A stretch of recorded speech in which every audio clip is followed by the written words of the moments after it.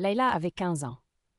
Depuis qu'elle était toute petite, elle aidait sa mère à faire le pain, à laver le linge, à s'occuper de ses petits frères.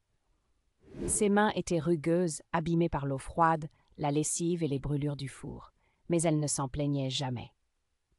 À l'école, Leïla était brillante.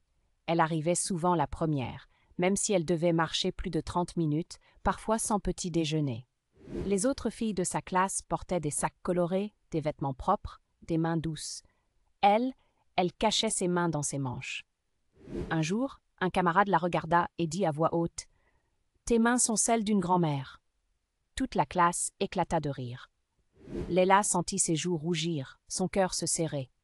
Elle baissa les yeux, mais ne dit rien. Le soir, elle rentra chez elle et pour la première fois, refusa d'aider sa mère. Elle s'enferma dans sa chambre et regarda ses mains longtemps. Mais sa mère frappa doucement à la porte et entra. Elle s'assit près d'elle, lui prit les mains dans les siennes et dit « Ces mains-là, ma fille, ce sont des mains qui construisent, qui donnent, qui sauvent.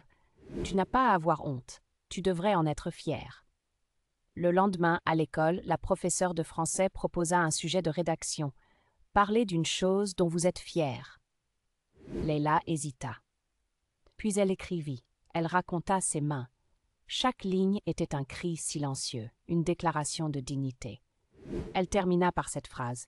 « Mes mains ne sont pas belles, mais elles sont vraies. Elles sont ma force, mon histoire,